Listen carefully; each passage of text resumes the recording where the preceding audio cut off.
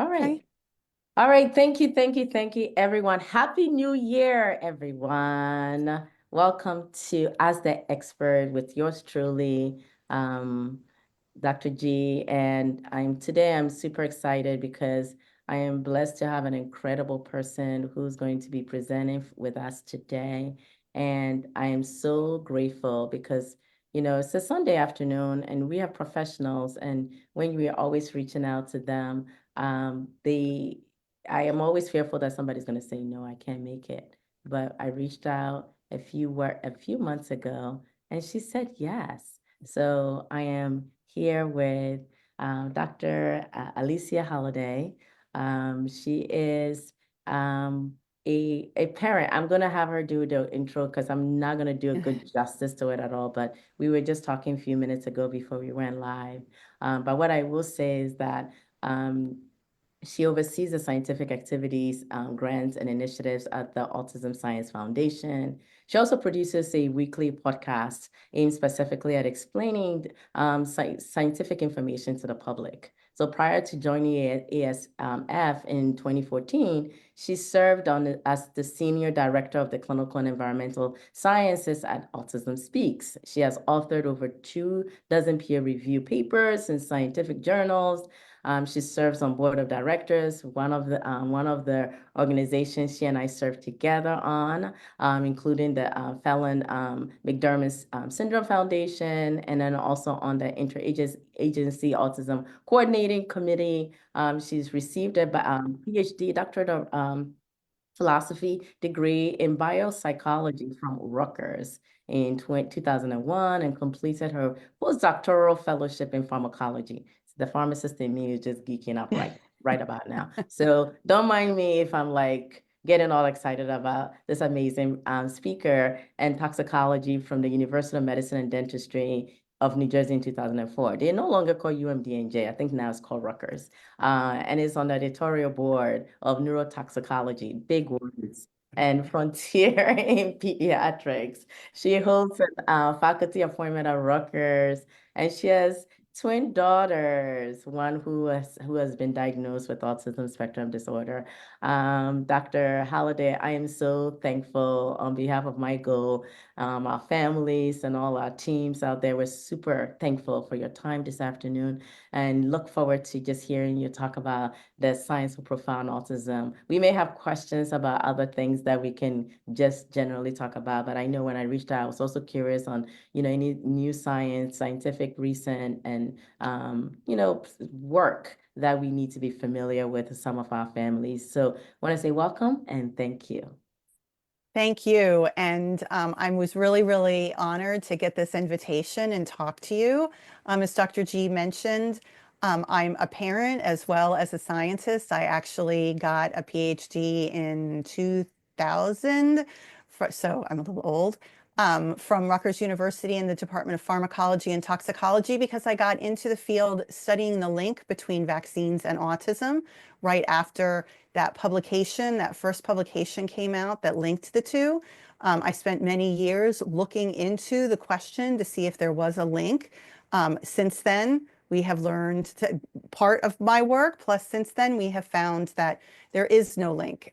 So parents, please be confident in the vaccines that you're seeking out for your children. And then in 2010, I had my daughters, and around 2013, my one daughter was diagnosed with autism. I will say she is in a mainstream classroom.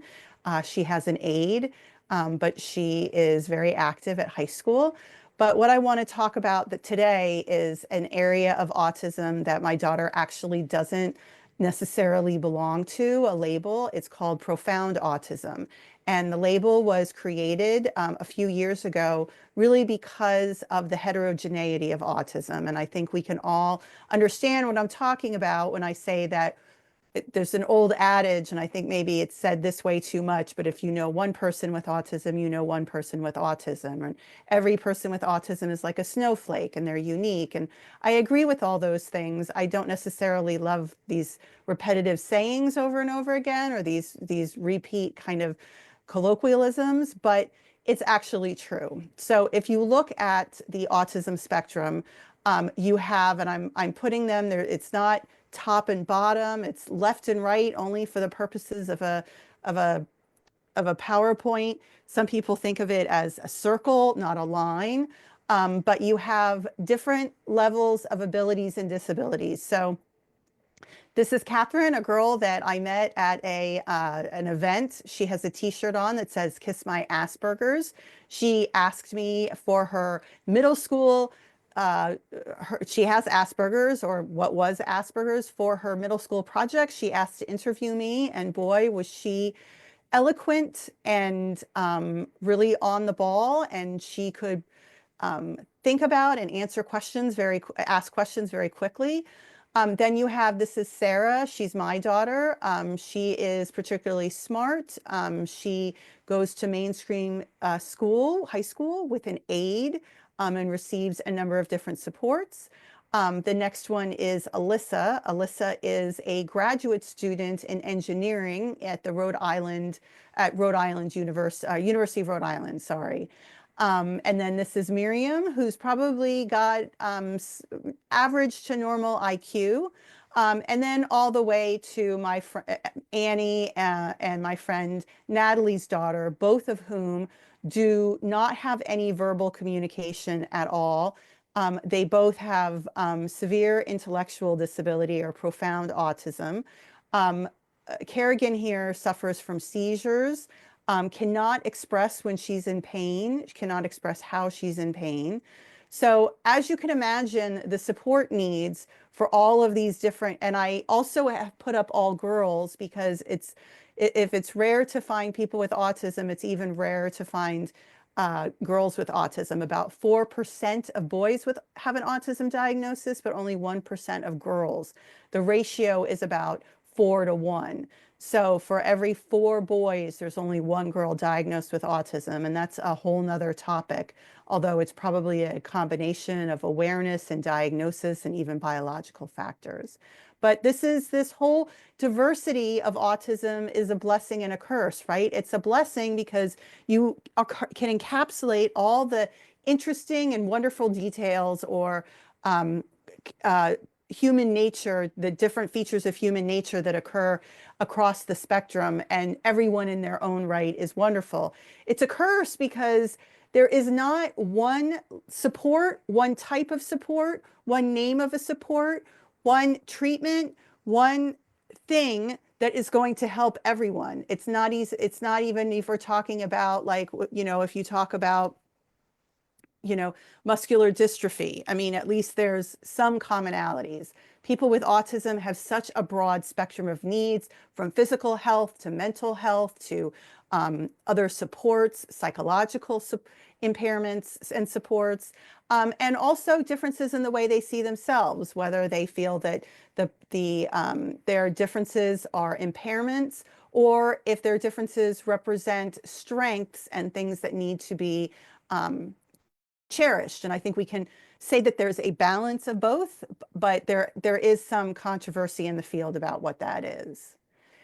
So when we talk about the needs of people with profound autism, or the needs of people, let's just say across the spectrum, who are different, let's take a look at Sarah and then Kerrigan, who is my friend Natalie's daughter, who, by the way, are the same exact age, although these pictures are a little old.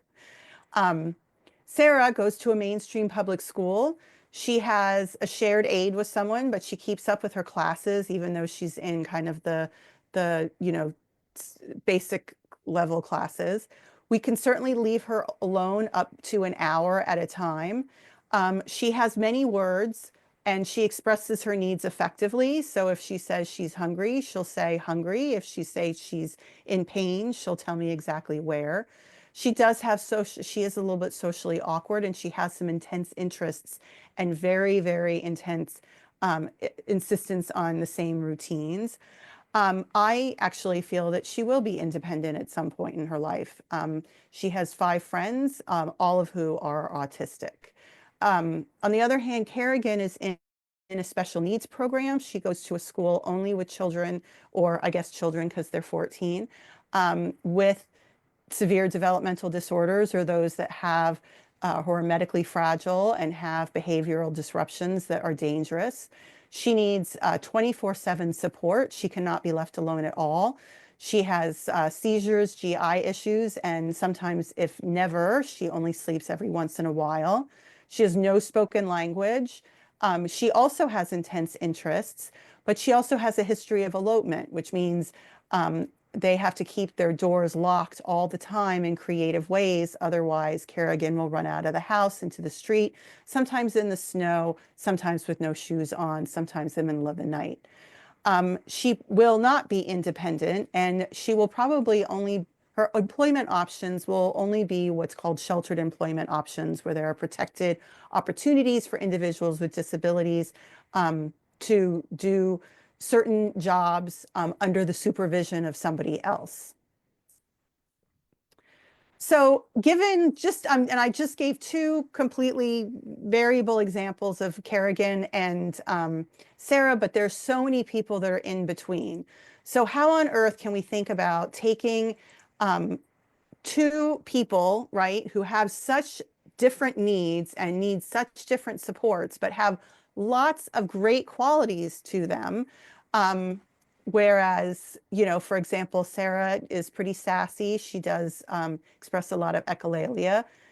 She has a shared aid. She's in a mainstream school. ABA was very effective for her. She doesn't take any medications. She's also a type 1 diabetic, which makes things challenging. But Kerrigan has very limited employment options. She needs medication every day. She is in a special needs program, and she has 24/7 support. How do we create one thing that's going to help both of them? And probably there's not going to be that one thing. So what the goal of the term profound autism, and when we say profound autism, we're talking about a group of people who have an IQ less than 50. So when you say intellectually disabled, that's at 70. It goes from 0 to 100. 70 is considered intellectually disabled. This goes even a little bit lower to an IQ of 50.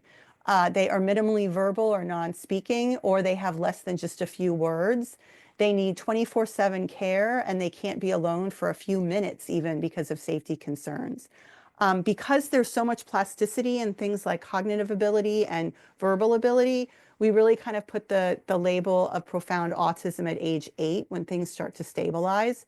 So this is what is called profound autism. Now, as all of you know, there is a whole group of people that do not have profound autism. They do not have a label yet, or do they not have a subgroup?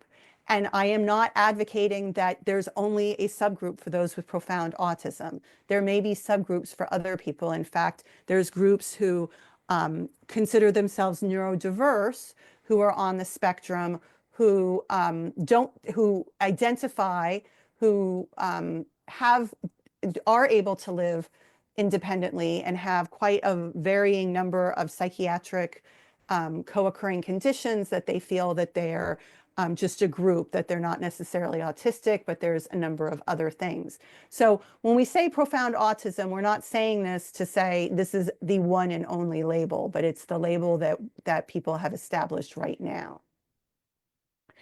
And why is this important? It's important because a few years ago, many years ago now that I think about it, President Obama put into effect what was known as the Precision Medicine Initiative, knowing that each person, whether they have cancer, whether they have diabetes, whether they have autism, whether they have a number of other conditions, have a unique profile. And what the goal is to think about medicine in research, technology, and policies that allow patients to think about individualized care. So that's patients, researchers, and providers. So that means finding the right treatment for the right person at the right time in their life. And that's what precision medicine is. And that's why profound autism is so important. Because lumping all people with autism in one label is not helping any one group. When you look at the science, you'll see that if you look at a particular intervention and all these people with autism are lumped together, it helps some people, but not other people. But then when you look at the whole, it's just really kind of inconsistent. It's inconsistent across studies, it's inconsistent across people, and people really aren't getting the treatment that they need because there's no kind of agreement about what treatment or support is helping the right person at the right time in development. And it's becoming a problem because now when you try and go back and find supports that help people, not, very few show up as being a positive thing, because one study will do a study that is in people with one particular set of abilities and disabilities, and another will do them in another set of abilities and disabilities. And so there's really not a whole lot of ability to replicate findings from one study to another to make sure that they are in fact evidence-based. So this has been a controversial thing.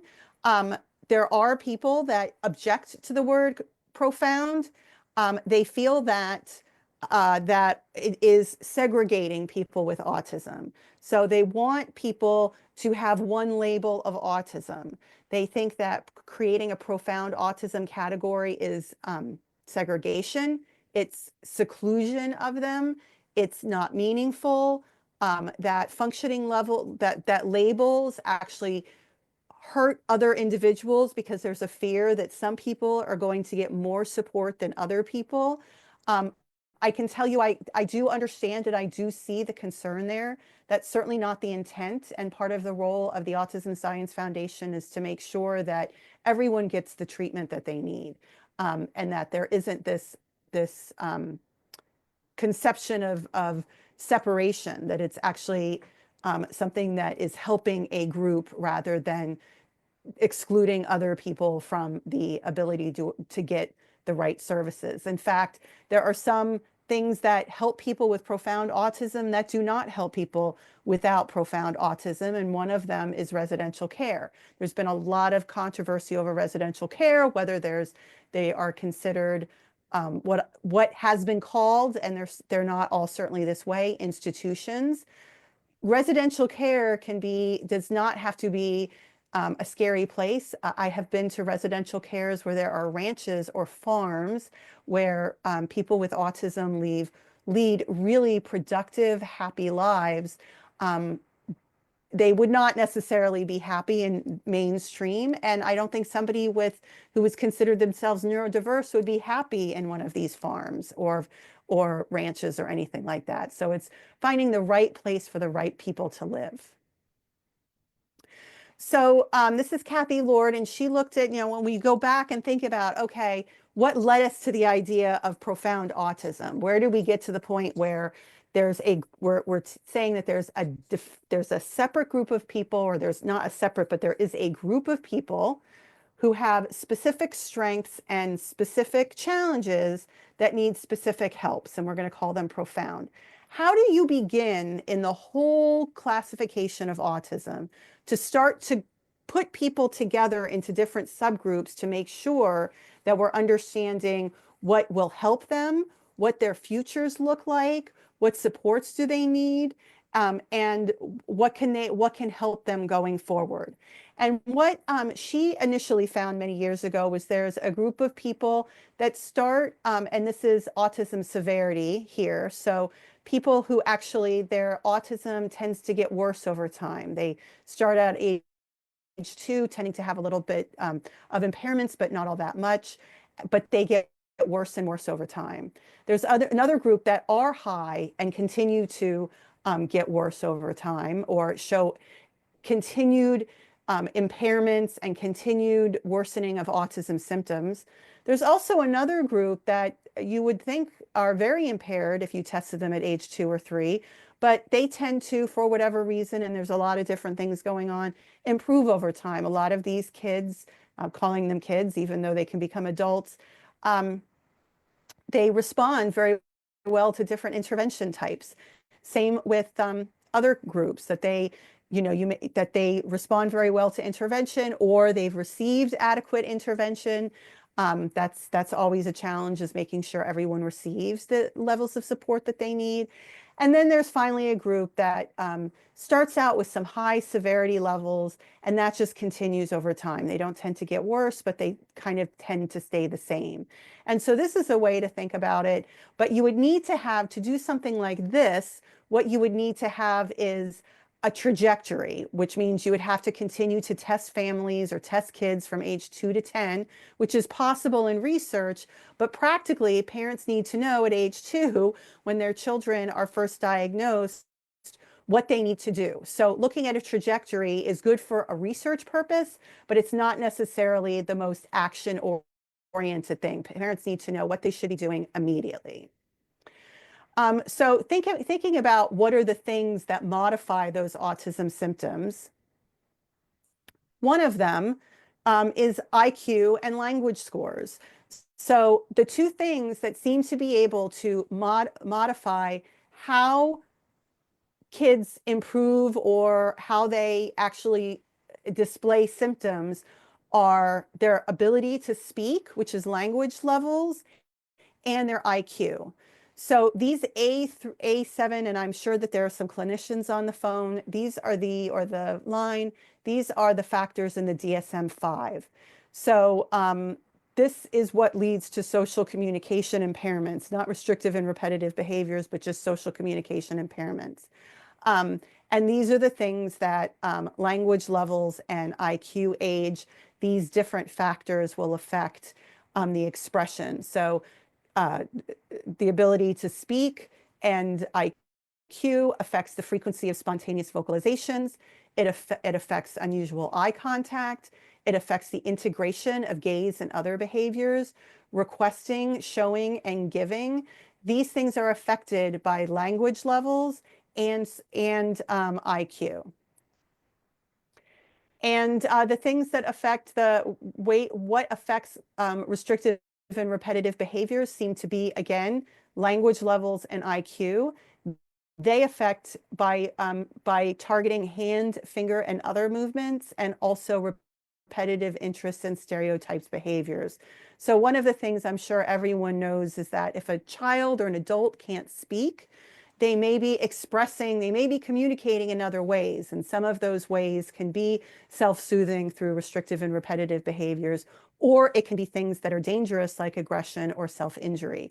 So just because a person isn't speaking doesn't mean they're not communicating, but that level of communication can lead to some pretty severe and dangerous behaviors.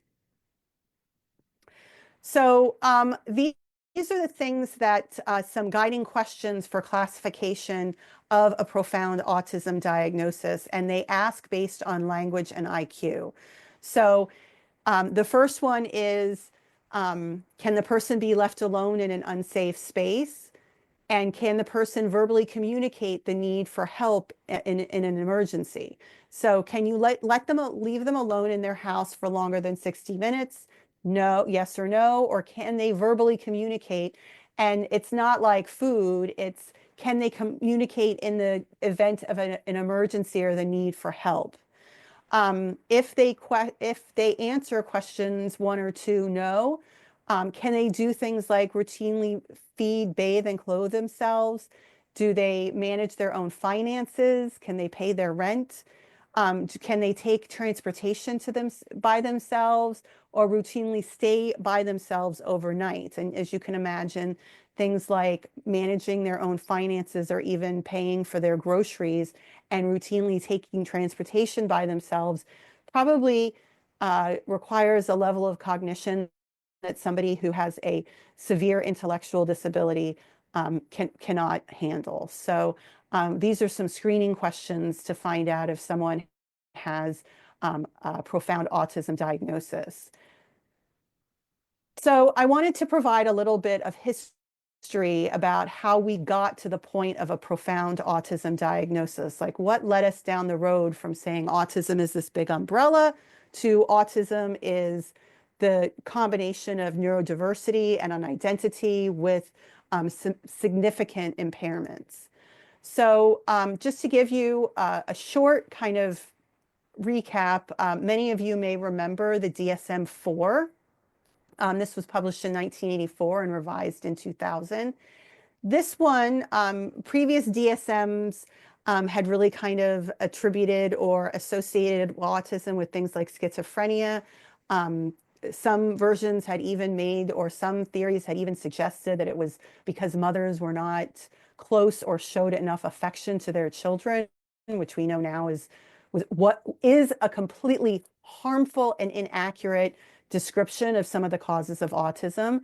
But in 1984, it was revised to have different groups of people: infantile autism, which would be now considered profound autism, PDD-NOS, and Asperger's, which my daughter was probably on the Asperger's role, which indicates normal, not normal, maybe a little bit of an intellectual impairment, but probably some challenges with language, communication, definitely, some exhibiting of some severe and challenging behaviors, but nothing that was caused any injury to themselves or anyone else. Child disintegrative disorder, which is now its own thing, but that is more of the regression subtype where children will start to show features and then they just start to show continued loss of those skills over time. And then Rett syndrome, which individuals with Rett syndrome do have, some of them have an autism diagnosis, but this is its own now category. This is a genetic mutation that affects 99% of the time. It affects girls and also does include that regressive phenotype. So this was in 1984, revised in 2000. It had subgroups of all of them. And everybody was kind of okay with that. That was the way that people were using to both diagnose and distinguish. And again, there was kind of a combination of social impairment, speech and language impairments, and restrictive and repetitive behaviors. The DSM-5 came along a few years later. I believe it was 2007. And instead of subgrouping everybody, it now included everybody. So instead of the subgroups, everyone who exhibited characteristics was characterized as autism spectrum disorder, not childhood, not infantile autism, not PDD-NOS, not Asperger's. It was autism spectrum disorder. And that include repetitive and restrictive patterns of behavior. And then also social communication disorder to include communication problems with language. People that had just language problems but could communicate socially had something else or a specific language disorder. As I mentioned, childhood disintegrative disorder and Rett syndrome were removed from the category. So rather than talk about different subtypes, it was autism spectrum disorder or not. The caveat to that was that there needed to be some levels of specifiers. So within the autism spectrum umbrella, the diagnostician needed to indicate if there was a genetic condition present, because that can specifically indicate what interventions can be named, what level of intellectual ability that they had, what level of language they had, and then their level of support, either 1, 2, or 3, requiring support, requiring substantial support, or requiring very substantial support. So those with level 3 now would probably be considered profound. But as you read these, requiring support, what does that mean? And requiring very substantial support, that is really too vague. And it's been so vague that either clinicians are not using these specifiers, or two people who are giving the same, who are trained in the same way, are giving very different levels of, are giving very different diagnoses. And how do you define these different levels? So one of the reasons, sorry, how do I advance?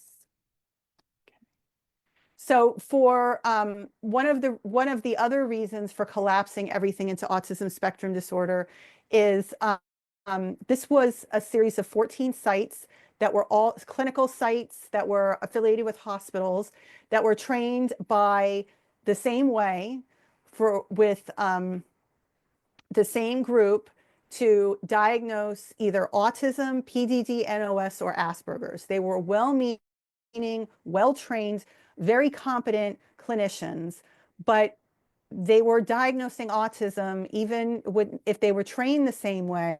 They were diagnosing autism very differently. Now, could there be all autism and no Asperger's in site G? I don't even know what site G is. These are the A through L is the site. It's the coding for the site. Could it be all autism and only half autism at this site? Possibly, but probably not. Probably what's happening is people are using these different kind of labels to in ways that probably they weren't trained to or weren't evidence-based, or maybe the criteria were so subjective that different clinicians felt that they had to make some sort of clinical judgment. And of course, autism is a clinical diagnosis. So by behavior, by an observation. So this is what happens. So the reason was to get rid of some of the subtypes so that everyone with an autism spectrum diagnosis was labeled the same. So the community didn't love that so much. So in 2013, after this came out, there were some tweets. I just pulled out some tweets and some thoughts and some statements. The admission from the DSM-5 could have potentially undo all the good work that's been done to make Asperger's cool and make the public aware. I think that it could be something cool in the future, especially if people like Einstein are being referred to as Asperger's. So that was the response. Was that originally the response was, some people embraced it, but some people didn't like it. And I'm sure you can all, if you Google it, you can come up with reasons why people didn't like to subgroup people with autism. So fast forward to 2023, there was a paper published in The Lancet that suggested a different label. And sorry, 2022. And the Lancet Commission, and I'm sorry you can't read all of these different names because it's really small. Oops, sorry, it's really small. Was a group of clinicians from around the world. So these people were from the UK, Africa, the United States, South Africa, India. They were parents, they were advocates, they were definitely self-advocates, and they wrote a paper called the Commission on the Future and Care and Clinical Research in Autism. And they suggested that there be a group defined based on their functional needs. Again, what I mentioned, requiring 24 access to an adult who can care for them. They cannot be left alone in a residence. They cannot take care of their basic needs. When they did an analysis, they found that most of these individuals had an IQ below 50, very limited language, or both.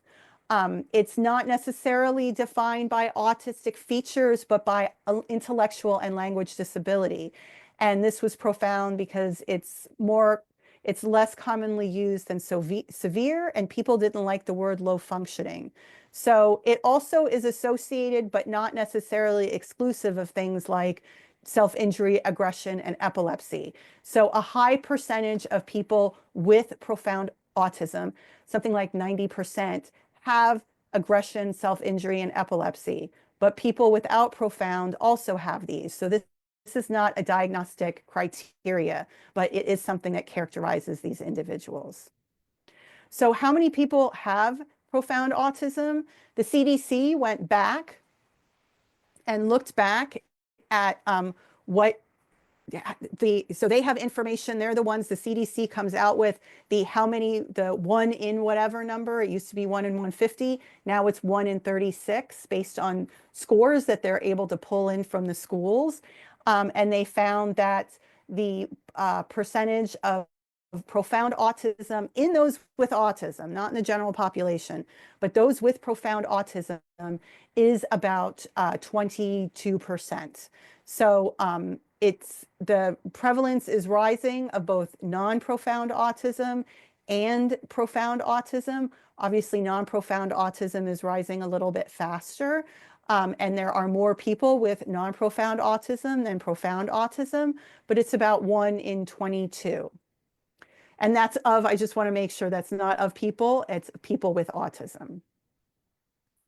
So people with profound autism also have a number of different challenges that are somewhat different than those with non-profound autism. Sorry, let me go back. So this includes stigma. A lot of people don't feel, even in this era of, autism should be valued. We should embrace those with autism. Those who are expressing, who have profound autism, are still looked at and they're still excluded. There are still stories about people whose children are who are profoundly affected, who aren't allowed into public pools because they're afraid they're going to be causing too much of a problem. They're not allowed in movie theaters. They are all, there's continued stigma against them in a different way than there is about autism. And then also looking at, and I'm sorry, I probably should have combined this, the number of people with profound autism can vary based on the way that that number is collected. So this, I'm sorry, should have been a little bit different.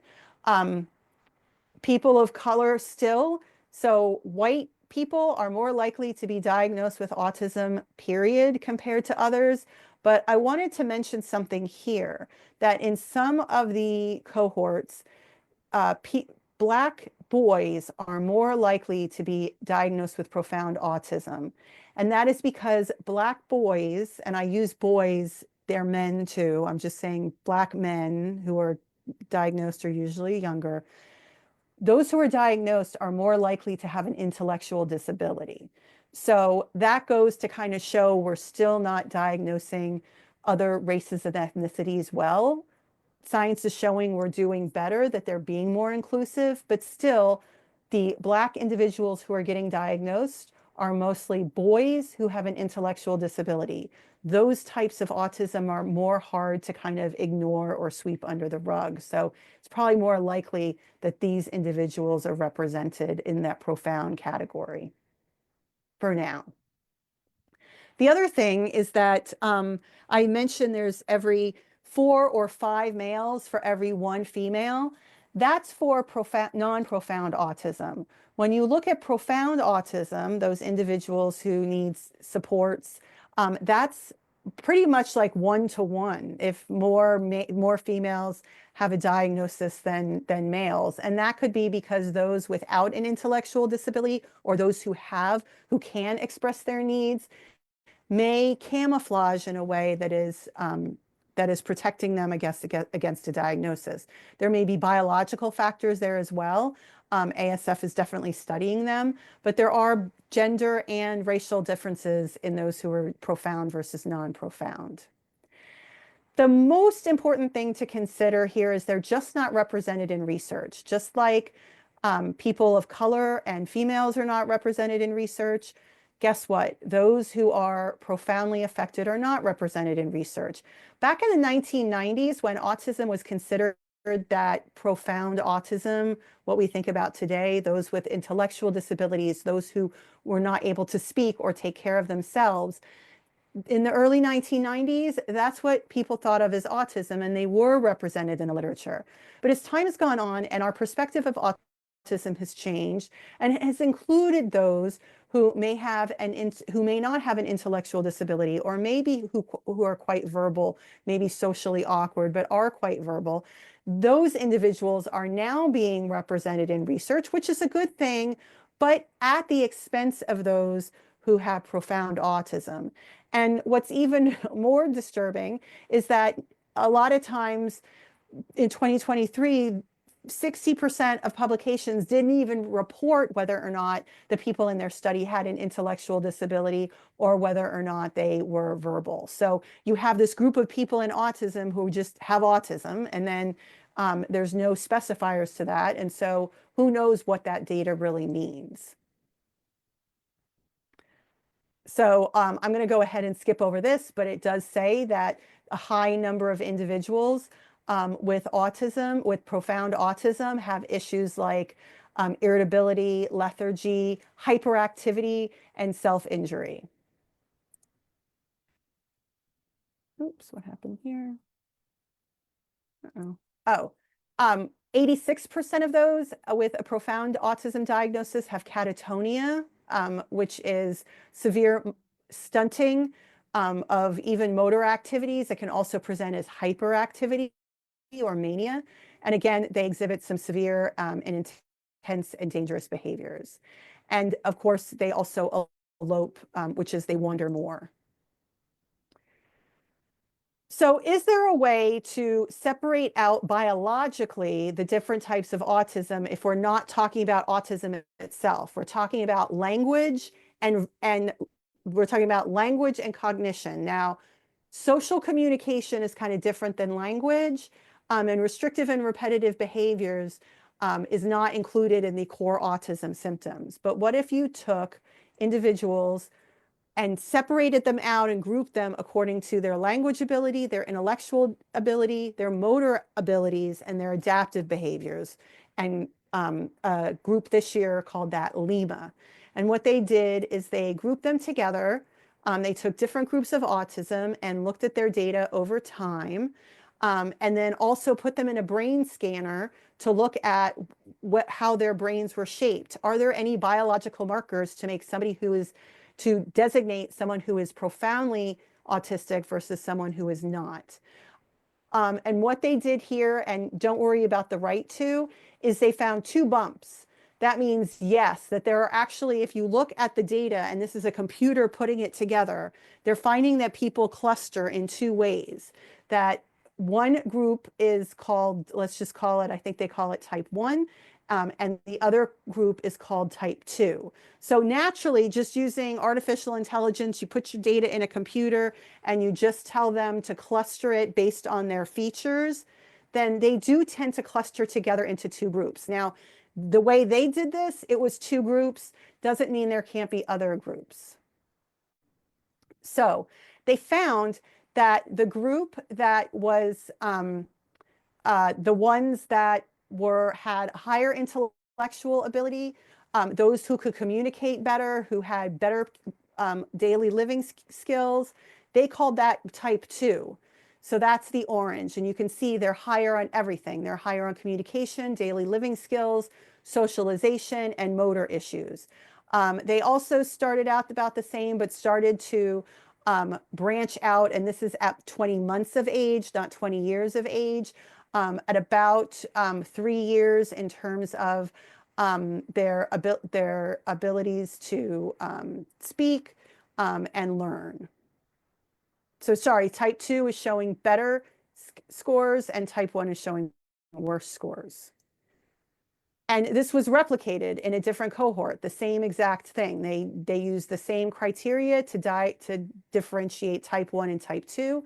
Type 1 would be the non-profound and type 1 would be the profound. And you could see the type 2 are achieving a little bit better on, or a lot better, that you can even distinguish it on daily living skills, motor skills, and communication.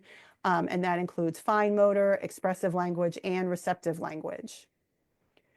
And this is just a chart that this is seen in other cohorts as well, that in fact, brain structure is based on, in fact, intellectual ability or IQ, that differences in brain structure aren't really even related to autism, no autism, or ADHD versus no ADHD. It's really based on cognitive ability.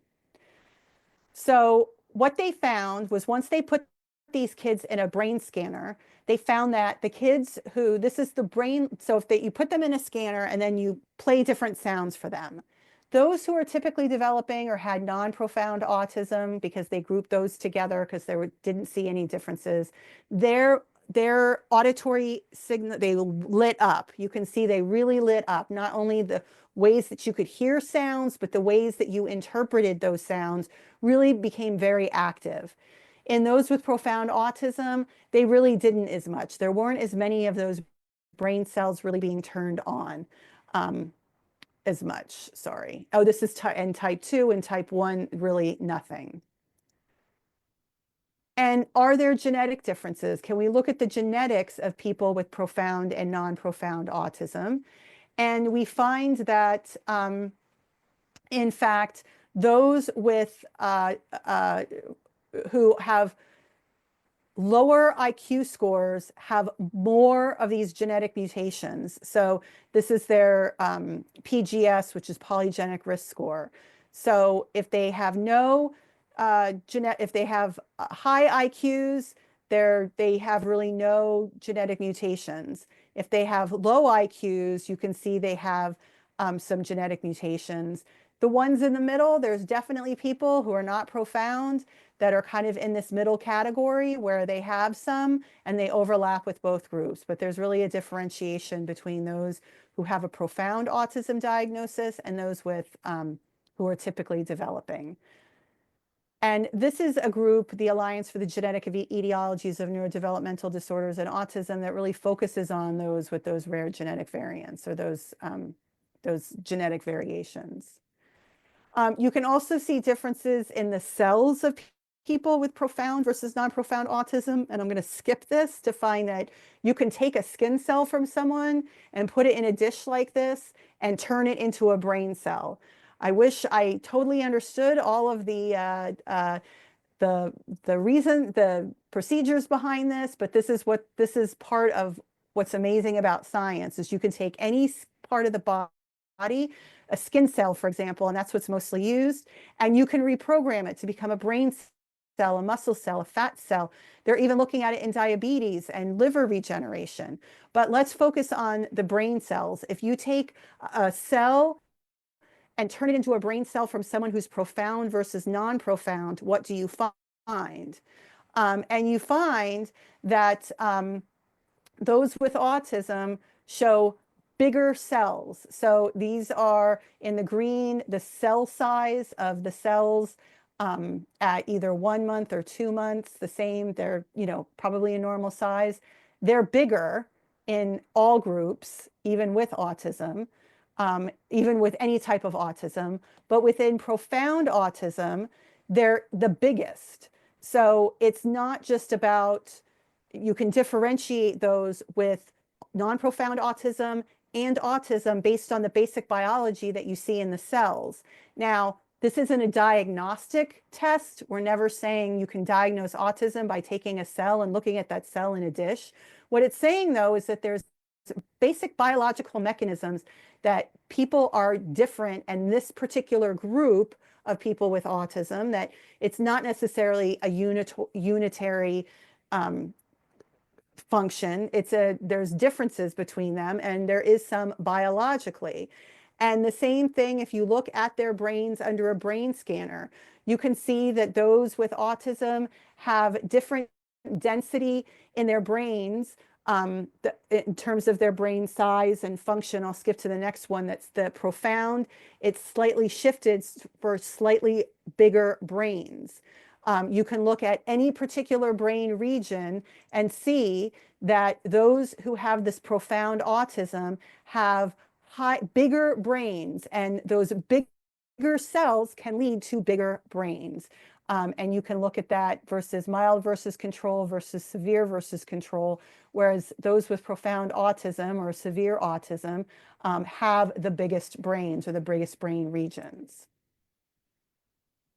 So the outcome, it matters in autism, and I'm gonna kind of skip through these, is that, sorry, I'll go back to this one, is to say that there's work done at UCLA that talks about what outcomes should be for adults. So in fact, those who are non-profound or don't have severe intellectual disability, they have, most of them have an independent job. Very few of them, some of them do voluntary work, some of them are still employed. In terms of friends, about half of them have more than one friend, and 3/4 of them have at least some peers. Whereas in profound autism, they might have very few friends or acquaintances. And in fact, none of them have independent employment. They have either a supported employment, or they work voluntarily, or they have limited activity outside the home. So to say that everyone with autism has the opportunity to work at IBM is kind of a misnomer, because people with autism are so different that some of them have different needs than others. And so that's what that's trying to get across.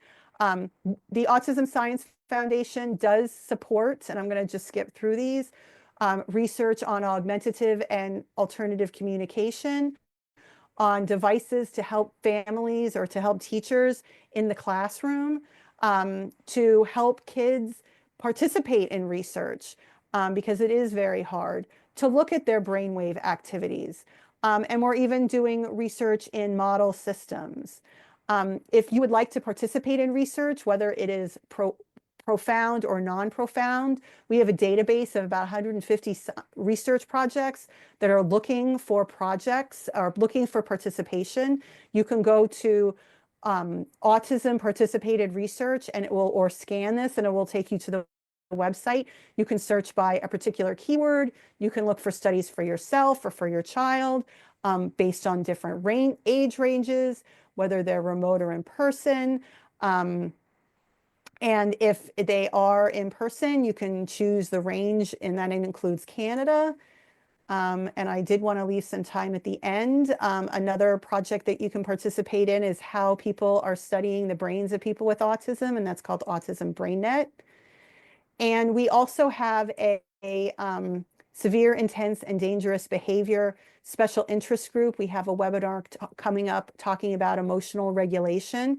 If you scan that, I will add you to the Google group for information about those webinars, but I wanted to leave time for questions and discussion. And I know I'm going to learn so much from the people that are on this call right now. So I'm going to go ahead and stop sharing my screen and allow people to see me.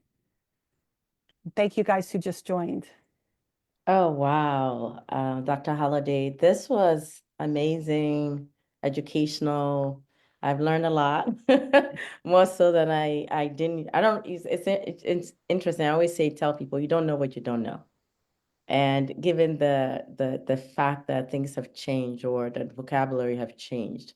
So one key question that I have, and like I said, this is really a fantastic presentation, and we will invite those who are in the Zoom room with us. If you have questions, as we mentioned earlier, not only is she a parent, but she's also a researcher and doing a lot of great work. So please feel free to ask any and every question you have. You did answer a bunch of questions that when you presented, and so I really appreciate it. One was going to be, given the statistics or the prevalence rate as 1 in 36, what was the rate for those who have profound? And you answered that, and I think you said is it 1 in 22 or 22%? Because I wanted to make sure Oh, that it's about 22%. Yeah. Yeah. It's 22%. about Okay. one in 4.6, which ends up Okay, being okay, about perfect. 22%. So that's a quarter of individuals diagnosed with autism Yes. will be profound, correct? Is that a Yes. correct statement to Yes. say it like that? Okay, so Yes.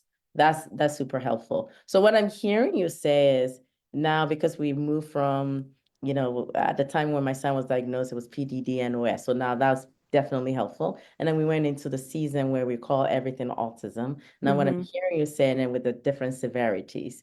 Now, what I'm hearing you say now is we're calling it profound versus non-profound. Is that correct?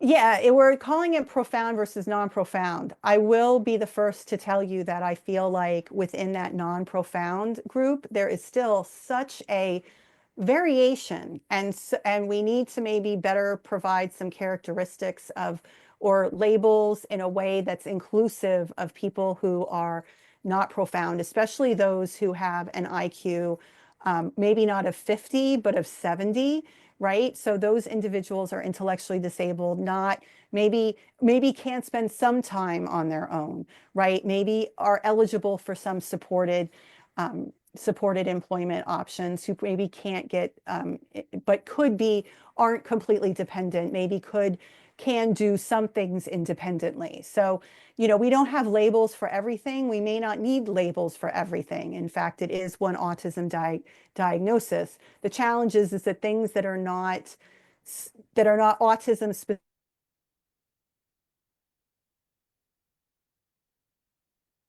are defining the characteristics or the features of people with an autism diagnosis.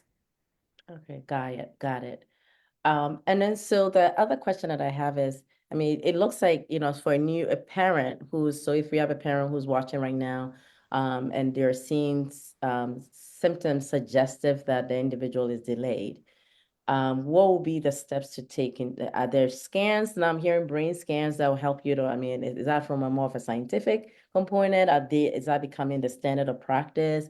Hospitals or centers beginning to do these scans to identify the individual's, I guess, diagnosis?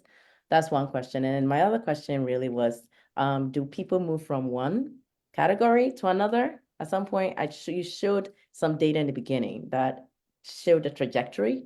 So does that change in some ways? If you started off profound, could you become non-profound? If you were profound, if you're non-profound, could you become profound? I hope I didn't. Yes, no, I agree. So part of profound is that you have to be at least age 8. There's a lot of to get that label because there's a lot of plasticity that occurs. And so somebody who may have minimal language at age 5 may have language at age 7 or 8. So it's not necessarily um, a static diagnosis before age 8.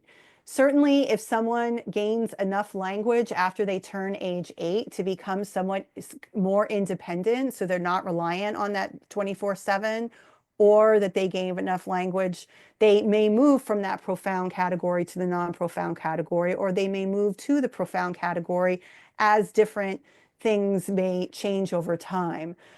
It's very hard to say before age 8. Things are so plastic in the brain, and that's why early intervention is so critical. If parents have a concern about their child, they should go to their general pediatrician or go to their general healthcare provider. If they are still concerned and their physician or their healthcare provider dismisses them and says, there's nothing to worry about. She's a girl. Eh, they're walking. They look at you. Go get another doctor, because if you're concerned, you need someone that takes your concerns seriously and are going to do a thorough examination, and that includes a that may include a screening. So they're at 18 and 24 months. Doctors are supposed to do an autism specific screening called the modified checklist for autism in toddlers. Make sure you do that. You can even do it online if you, I think there's a website called MChat Online, and bring that to your doctor. And then seek out if your child, and then if that, and beyond that, tell your school district, even if they're not in school yet, write a letter and ask to get an evaluation through your school system, because your school system has to respond within a certain number of days. And they can do their own evaluation as well. So I realize that sometimes there's really long wait lists. One of the things you mentioned is these devices to help detect and diagnose autism. There is a device out that has been FDA approved called Early Point. It's not available in every clinic yet, but the idea is that a child will sit in front of, basically it's a screen, and it's completely non-invasive. They watch different things on a screen. Kids with autism tend to pay attention more to objects rather than faces. So they'll have a different number of scenarios where a woman's making a sandwich or two kids are playing together. And all it does is it tracks what that child is looking at, and it can effectively diagnose kids with autism. Now, it's not in every clinic yet. It's not in every, it's not in every doctor's office yet. There's efforts to make that so, but still, autism is mostly diagnosed through behavioral observations, which means if your physician is not in a place where they can diagnose autism, ask them for a referral, and hopefully they can get you somewhere. If they're under the age of 3, you don't need a diagnosis to get into early intervention. You just need to have a concern. So you can go to early intervention and contact your local state and find out where they are and get them into early intervention. That's excellent. I don't know if anybody else has questions, but I have lots of them. So I will open it up just to say if anybody has a question. Um, until you do, I do have, okay, yeah, and I see there's a I question. see this on here, given Yep. the, do you expect additional treatments to emerge that can improve the quality of life for folks on the spectrum. I absolutely expect that with more knowledge, not just of biology, but of behavior, that we're going to continue to improve the methods and the delivery of interventions. So ABA, OT, speech therapy are right now still the gold standards because they're evidence-based. There's a lot of them. But ABA is also taking different forms, right? So there's ABA that is now parent-led rather than clinician-led, so it can be done in the comfort of your own home. I'm going to put something in the chat. It's called Autism Navigator. Hmm.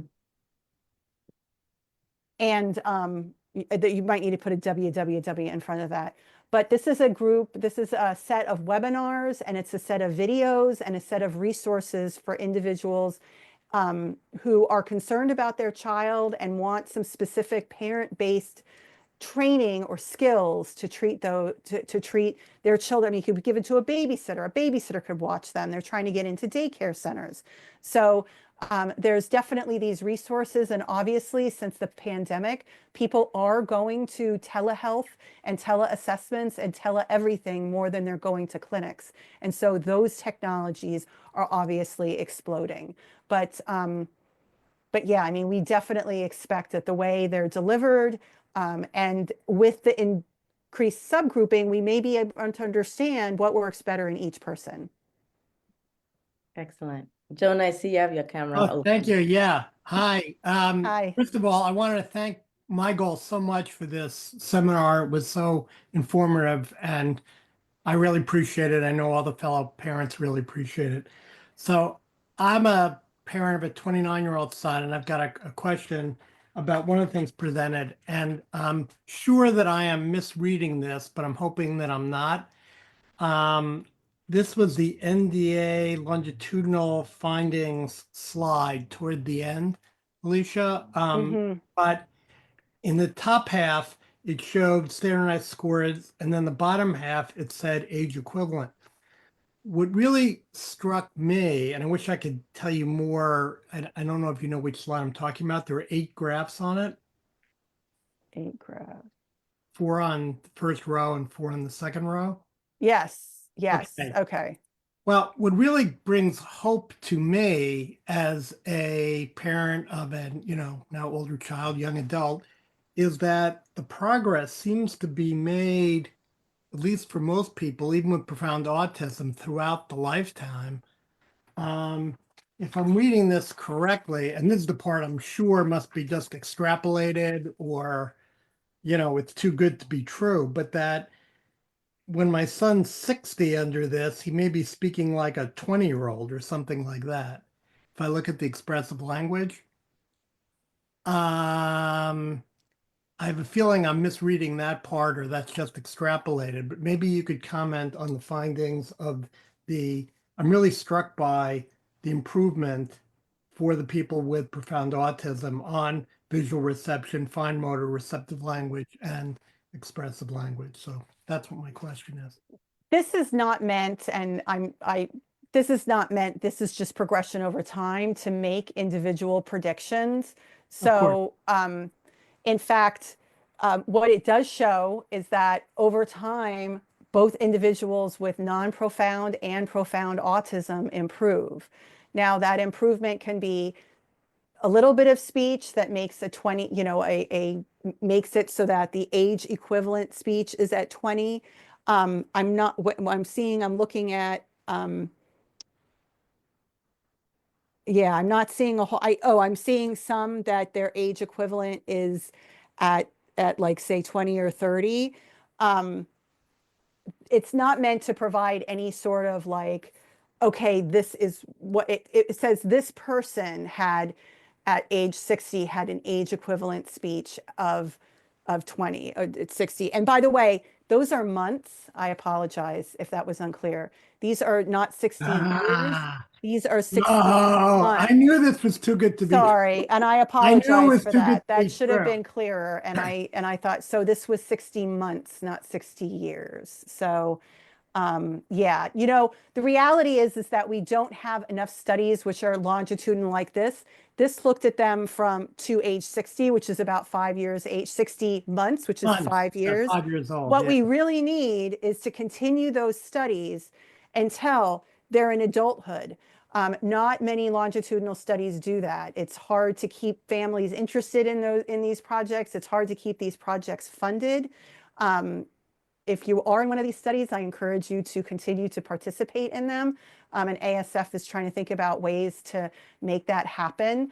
But the reality is that there are studies that track adults, like from age, 40 to 60, and a lot of them that track infants from age 1 to 6 or 1 to 5, but not many that track them from age, 1 to 30 or 40. There are some, but there aren't a lot of them. Thank you. I'm sorry. I had a bad feeling that. No, no, I should have, And I in should fact, have I been, was misreading it. It flashes look on the screen. I I said, "Oh should my have God, totally that's been clear. fantastic!" That was, But I do I think hope I, that the Autism Science Foundation and other organizations can do studies over a lifetime, because I know for parents like us, we're very concerned about what's going to happen to our kids over the decades. And as you point out, even if you have this study, there's no guarantee for an individual, but to have some sort of feeling as to what's ahead would be helpful. So thank you. I think Awesome. We have one person who has their hand up. and go ahead, I might mispronounce your name. Ade, yeah, go ahead. Ade, okay. Then people mispronounce my name all the time, so please, if I do mispronounce your name, there's no. Okay, good afternoon, everyone. Thank you, Alicia. So I'm sorry, Dr. Alicia. Oh no, please call me Alicia. Thank you. Thank you for the information. I joined late, but from what I understand from your presentation, I'm wondering if you're able to share the PowerPoint, because I missed I think for about 15 minutes. I joined in late, so I don't know if I missed something, but I'm sure I did. So if you are willing to share, and then this next question, my question is actually on the DSM, on the research. So do we look forward to some of this research in the DSM-6, or it's still pending, or so what? That's a great question. There are efforts now to include this in profound in the DSM-6. The DSM encompasses everything from autism to ADHD to anxiety to personalities to addiction, a lot of different things. And so I know there's talk about the DSM-6. There's definitely movement to include it in the DSM-6. I don't know what will happen, but that is a goal of this label. And Ronke, we have the recording of this presentation, so we'll be able to share that with you. So All right. no Thank you. worries. It's just really powerful. I think she does justice. Happy to share my slides to those two slides that went from 0 to 60, so people make sure, so it's clear that there's 0 to 60 months. I will add that to the access before I send it to you, but I'm happy to send it to you. Excellent. Thank you so much for that. I did have one last question. I know we committed to 1 hour of your time. That's okay. So super grateful. I don't know if anybody else have any questions for her. So in terms of like just two questions, and then maybe one just kind of summarize for us. In terms of any emerging science or research that's being done by the Autism Science Foundation, can you kind of speak to that? What kind of research projects are ongoing? I know you gave us a QR code to scan, so I want to encourage people to kind of just briefly some of the research. And then one question I had was, you talked about the individuals with low IQs. It's part of like the precision medicine. We're noting some genetic mutations. Are there emergence of maybe I'm in a world of cancer, and all these precision medicines has led to advancement in therapeutics. Are we seeing something similar in the world of autism and research? We are. So what I flashed on the screen was Agenda, which is the Alliance for the Genetic Etiologies of Neurodevelopmental Disorders and Autism. And about 20% of individuals with autism have a rare variant. So it's like 1 or 2. They usually have more than one gene, but there's one big gene that can, or big mutation that leads to the autism diagnosis. For those individuals, number one, it's very important to get genetic testing because you want to know if you're one of those individuals. There are family support groups that coalesce around those mutations, why it's really important to know about them. And then also, they are each kind of pursuing their own gene therapy. So gene therapy may not necessarily be a goal for those who don't have a known genetic mutation, at least now, but for those that do have a known genetic mutation, that is definitely one of the more prominent activities. We're also finding that certain interventions may be less or more effective in people with lower or higher IQs or verbal or minimally verbal behaviors. And some of the existing interventions like these naturalistic developmental behavioral interventions, which are based in ABA, are adapted to those with or with intellectual disabilities. So we're definitely seeing some of those being moved to better interventions. Some of the other priorities for research is definitely genetics and family history. Especially families that have a family history of autism. We want to make sure, because they do have an increased probability of having future family members, whether it be first-degree family members or second-degree family members. We want to make sure that we provide the right supports for them. So we're engaged in a number of projects that look at siblings and then also at second-degree family members to make sure that we're including them in research as well. Profound research or profound autism is very important.